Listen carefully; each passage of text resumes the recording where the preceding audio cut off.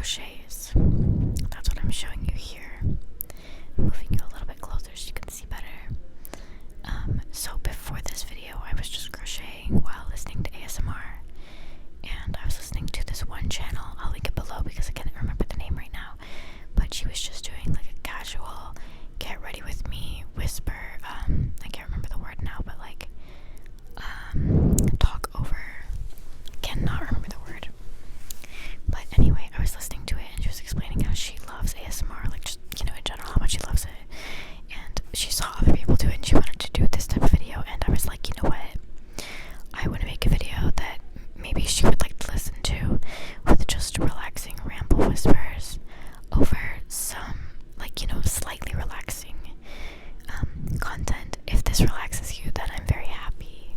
If not, maybe you can just listen to my voice and ignore the crocheting.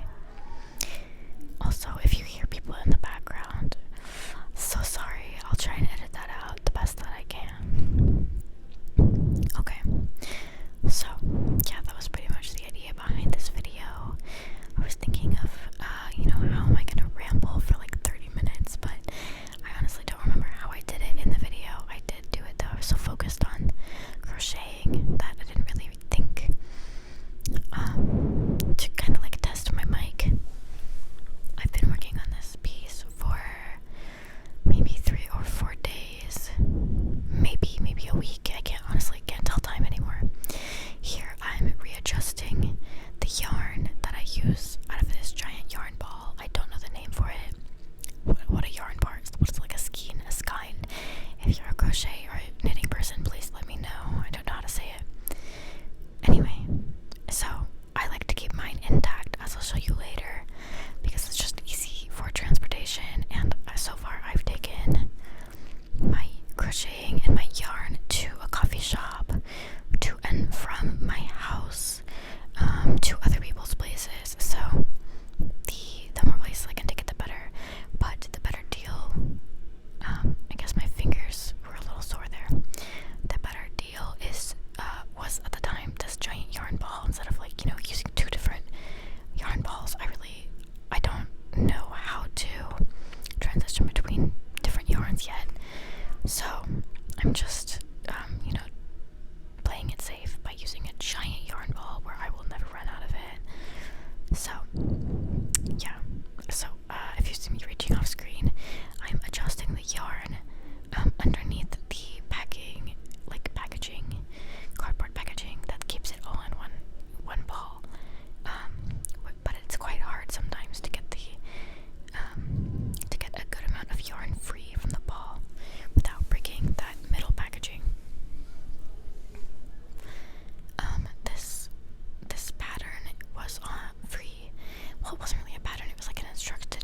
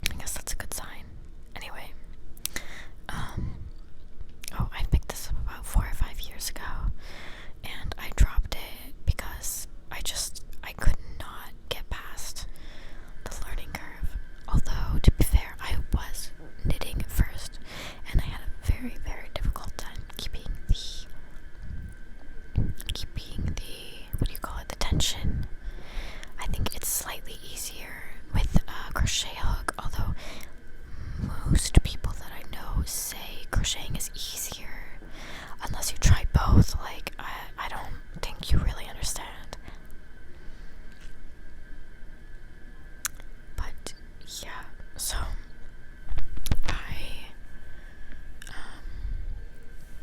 let's see what else. I have 2 or 3, I think 2 smaller spools of brown yarn for that, and I'm really excited. My first mistake when I first started getting yarn was I fell in love with this. I can't remember what the name of the brand is, but it was this really fluffy, chunky yarn. But I found out after I bought it. Also, it was on sale. But I found out after I bought 3 whole gigantic balls of it that pretty much the only thing you could do with that weight, which was weight 7, which means really, really, really thick, is like a blanket. And I guess I couldn't really imagine it in my head, but I really thought I could make like a cardigan out of it or something. I maybe could, but I don't really think so. So I went back the following couple days and found this yarn at a different store, which was like honestly a better deal. Not a huge better deal, but definitely cheaper.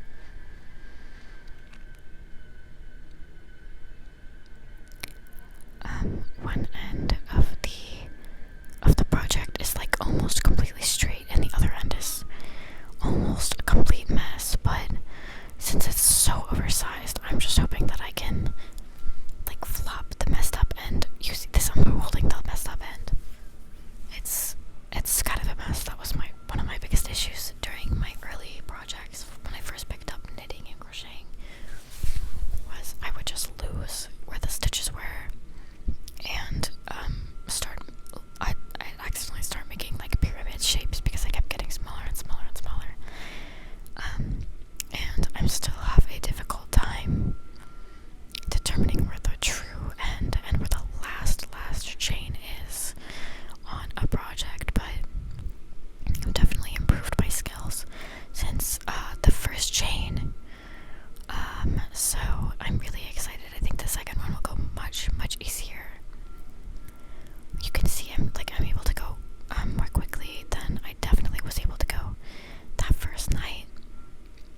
And it's also funny, you can see the distance between the chains has tightened. I mean, like the ribbed like loops is because I've gotten the handle of the tension more, and it's more put together and more clean.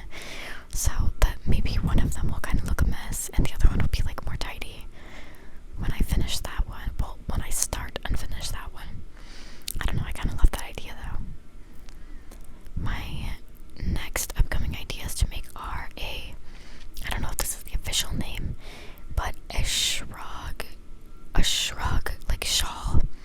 Have you seen those? I'm getting to the end here. I don't know if you've seen them, but they're like a long sleeve top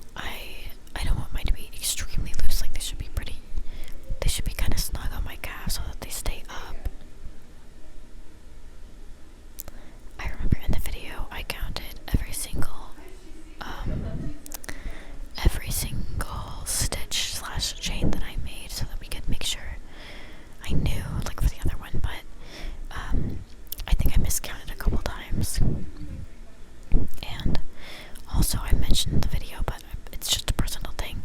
Counting in ASMR videos stressed me out, so I was already pretty weary to do it, but I did want to know how many stitches I had, how many, what do you call them, chains? I don't know.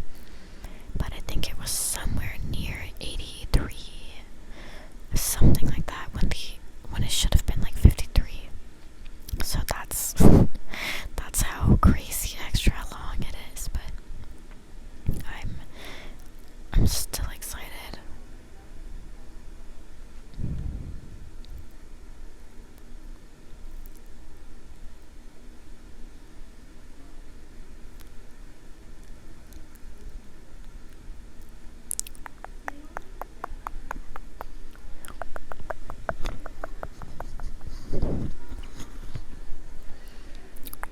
Oh, see, here I miscounted, and I was trying to figure out if I did or not, and I did. I watched it back, and girl, I miscounted. So, I think at this point I was at 62 stitches and chains or whatever. It's funny, this video seems so long. It's like 38 minutes or something like that. But it's just 2 rows. Literally, it's just 2 rows. I only stitched 2 rows. But if it's like 83 chains each, that's almost 200 chains. And I wonder if I could split that up into minutes. 200 divided by 30. I can't do mental math like that. I have no idea, so I don't know how many average chains that is per like minute, but that's pretty cool. So yeah, I messed up there. But again, you just unravel it to that basic loop that you can find and you're good.